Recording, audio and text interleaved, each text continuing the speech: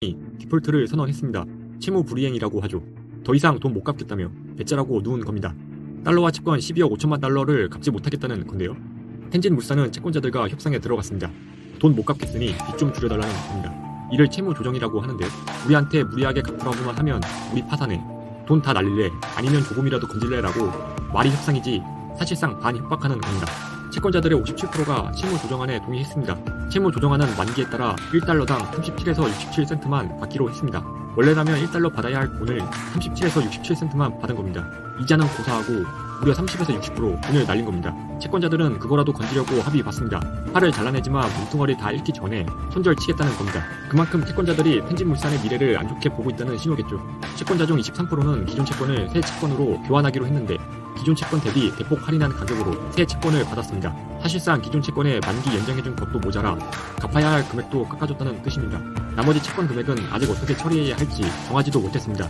지금까지 중국에서 몇몇 작은 기업들의 디폴트, 부도는 종종 있었는데요. 텐진물산처럼 큰 규모의 기업이 디폴트를 선언한 건 매우 이례적이라는 의견입니다. 텐진물산은 포천선정 글로벌 500대 기업으로 선정되었을 정도로 규모가 큰 기업입니다. 그것도 하위권이 아니라 132위에 랭크되었었죠. 연 매출 70조 원을 올리며 인프라, 광산업, 물류, 항만 운영, 자동차 관련 사업 등 문어발식으로 사업을 확장했습니다. 이런 중국 기업의 달러화 채권 디폴트는 20년 만에 발생한 사건입니다. 무엇보다 텐진물산은 국유기업입니다. 중국 지방정부가 지분을 보유하고 있습니다. 그런데 무책임하게도 디폴트에 따른 책임을 온전히 채권자들이 부담하게 만들었습니다. 정부는 책임을 분담하지 않은 채 말입니다. 블룸버그에 따르면 2019년에 중국에서 발생한 채무 불이행 규모만 171억 달러에 달한다고 합니다. 중국에서 유통되는 전체 회사채 규모가 4조 4천억 달러입니다. 171억 달러는 0.4%에 불과해 아직 경제 시스템의 위기라고 볼 수는 어렵습니다. 하지만 이를 시작으로 앞으로 계속 디폴트가 증가한다면 쉽게 무시할 수 없는 사안이 되겠지요.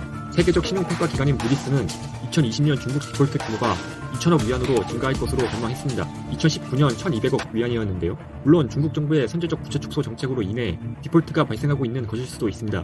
더 큰 위기가 오기 전에 미리 매맞고 해결해보자는 건데요. 계속 주시해야 할 사안인 건 분명한 사실입니다. 중국은 지난 2년간 지속한 부채 축소 정책에 무역 분쟁까지 겹치면서 자금 유동성이 경색되고 중국 경제가 둔화되는 조짐을 보이고 있습니다. 결국 중국 정부는 2020년 무리한 디레버리징 대신 안정적인 정책 기조를 유지하겠다고 천명했습니다. 부채 축소하다 지쳤다는 겁니다. 만약 여기서 못 참고 돈 풀면서 다시 경제 부양으로 돌아설 수도 있습니다. 그러면 한동안 좋을진 모르겠지만 미래엔 더 큰 대가로 돌아올 수도 있다는 분석입니다. 폭등, 인건비 상승, 대기 오염, 미국과 중국의 무역 악화 등이 주된 요인으로 분석되고 있습니다. 안녕하십니까. 참 좋은 아침입니다. 지난 6월 말 프랑스 최대 유통업체인 까르푸가 중국 시장에서 철수하겠다는 발표를 했습니다. 까르푸는 중국 법인의 지분 80%를 현지 유통업체 수닝에 약 8,100억 원에 매각한다고 발표했습니다.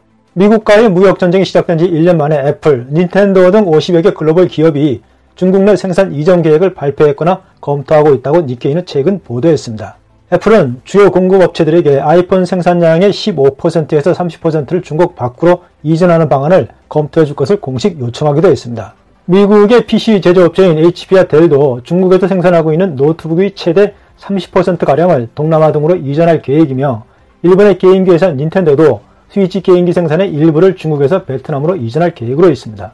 지난달 30일 관동성 후이저우에 있는 삼성전자의 마지막 휴대전화 공장도 문을 닫았습니다. 한중 수교가 체결된 1992년 가동을 시작한 지 27년 만의 일입니다. 7일 AP 등 외신에 따르면 삼성전자 후이저우 법인 측은 회사는 효율성을 높이기 위해 후이저우 공장 가동 중단이란 어려운 결단을 내렸다면서 생산 장비 등은 회사의 글로벌 생산 전략에 따라 재배치될 것이라고 밝혔습니다.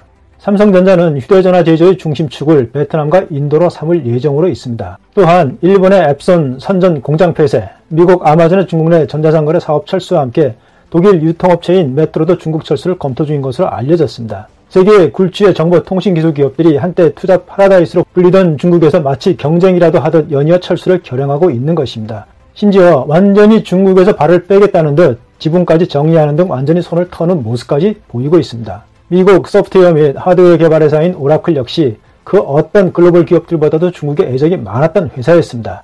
다른 기업들이 떠나면 떠났지 오라클은 남을 것이라는 주위의 평가에도 불구하고 최근 베이징과 광둥성 선전의 연구개발센터를 폐쇄한 후 철수할 것으로 결정한 것으로 알려졌습니다. 연구개발 성과는 별로 없음에도 경비는 물먹는 하마처럼 엄청나다는 본사의 판단이 폐쇄에 결정적으로 작용한 것으로 보입니다. 이로 인해 직장을 잃을 중국 내 고급 인력은 대략 1,500여 명에 이를 것으로 추산되고 있습니다. 대만 상공회의소 광저우 지부 집계에 따르면 최근 2년간 광둥성 지역에 있던 대만 기업의 최소 30%가 생산기지를 동남아 지역으로 이전했습니다. 홍콩 기업의 경우 2002년만 해도 약 6만 3천 개의 공장을 광둥 지역에서 운영하고 있었지만 2015년 통계에 따르면 절반에 가까운 3만 2천 개로 감소한 것으로 나타났습니다. 홍콩 기업이 고용하는 근로자 수도 같은 기간 1,100만 명에서 500만 명으로 급격한 감소를 나타냈습니다. 조만간 중국을 떠나려는 ICT 기업들 역시 이루 헤아릴 수 없이 많은 것으로 나타나고 있으며 유통업과 패션, 자동차업 등의 글로벌 기업들이 최근 잇따라 중국에서 철수하거나 접으려하고 있습니다. 중국은 외국 기업의 무덤이라고 해도 과언이 아닙니다. 우리나라의 이마트, 롯데마트에 이어서 까르푸마저 철수를 단행했습니다. 특히 2019년 들어 중국 내 외국계 기업들의 행보에는 먹구름이 잔뜩 끼면서 감원 혹은 철수 보도가 줄줄이 이어져 나오고 있습니다. 삼성과 소니가 중국에서 휴대전화 공장 문을 닫는 까닭은 현지 공장 운영이 손해보는 장사가 됐기 때문입니다. 화웨이, 비포, 오포, 샤오미 등 4대 중국 스마트폰 회사들은 중국 정부의 지원에 힘입어 시장의 80%를 장악하고 있습니다.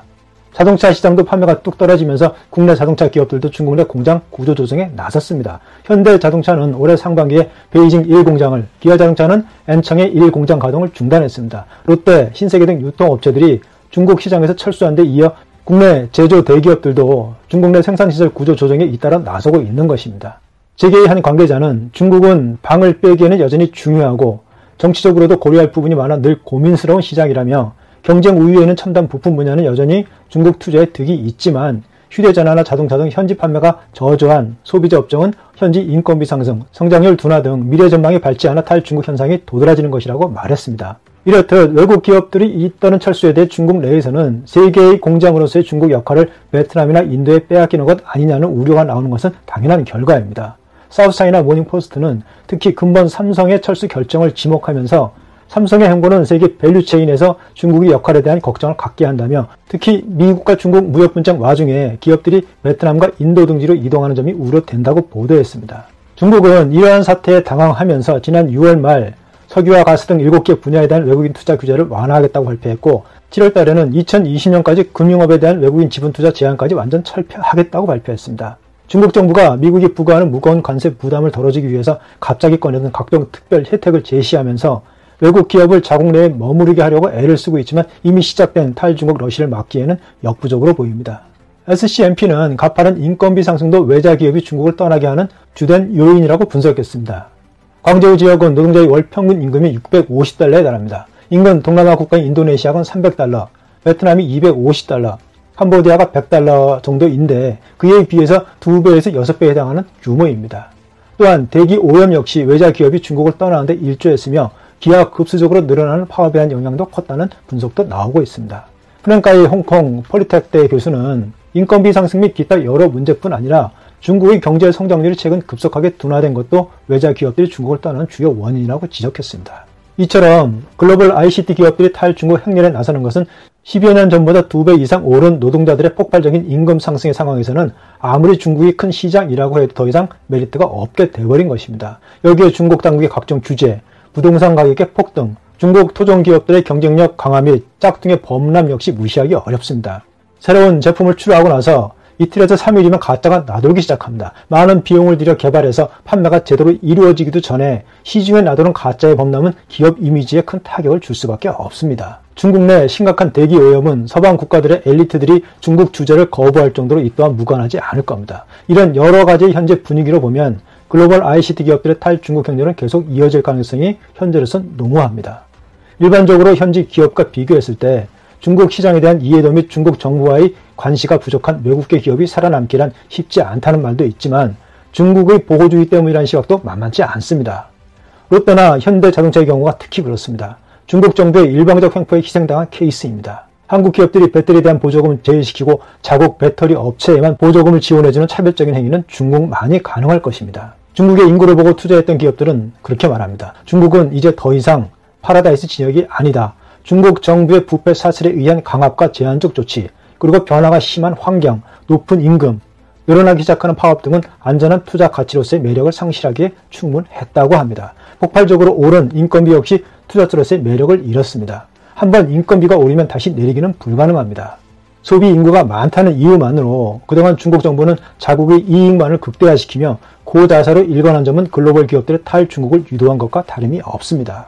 소비 인구를 보고 저렴한 인건비를 생각한 세계의 공장, 중국의 각국의 기업들은 압을 다투며 밀묻듯이 들어와 상상의 나래를 폈습니다. 그러나 글로벌 기업들이 예상했던 것과는 많이 다르게 전개되었습니다. 세계는 빠르게 변화하고 있습니다. 언제 어떻게 변화할지 예측하기가 어려울 정도로 급변하고 있습니다. 뭔가 잘못되어 가고 있다는 상황을 감지하고 바로 잡으려고 할 때는 벌써 늦었을 수 있는 현대 경쟁사회입니다. 탈러시가 진행되고 있는 중국 앞날의 분위기는 결코 낙관적이지 못합니다. 기업들이 생산 공장을 중국 밖으로 이동시키는 등 세계의 제조업 공급 사슬이 다시 만들어지게 되면 중국 경제는 심각한 타격을 입게 된다고 중국 전문가 프랑크 시에 박사는 주장합니다. 또한 시에 박사는 글로벌 기업들의 탈중국 러시아에 근본 악화되고 있는 무역 전쟁을 통해 두 나라 간 대치는 지속될 것이며 공급 사슬 또한 중국에서 다른 나라로 이동할 것이라고 지적했습니다. 특히 대만, 베트남, 방글라데시 그리고 한국과 인도가 중국의 세계 공장의 역할을 대신 맡게 될 것이라며 결과적으로 가까운 장래에 수천만 중국 노동자들이 일자리를 잃을 수 있다는 예측 전망을 내놓았습니다. 이미 중국 부동산 시장의 거품은 위험한 수준으로 알려져 있습니다. 주택시장이 붕괴하면 은행이 파산하고 금융위기를 맞게 됩니다. 중국 경제는 점차 쇠락할 것이다. 부동산 거품이 꺼지는 것부터 고실업률, 전체 경제 환경의 쇠퇴, 이에 동반한 물가 상승까지 사실상 중국 경제는 몰락 위기에 직면했다고 시 박사는 예상하고 있습니다. 중국의 거품 경제는 꺼지고 있다고 전문가들은 이구동성으로 말합니다. 자본주의 흐름에 역행하며 인위적으로 끌어올린 경제 정책의 향방과 결과가 주목되고 있습니다. 감사합니다.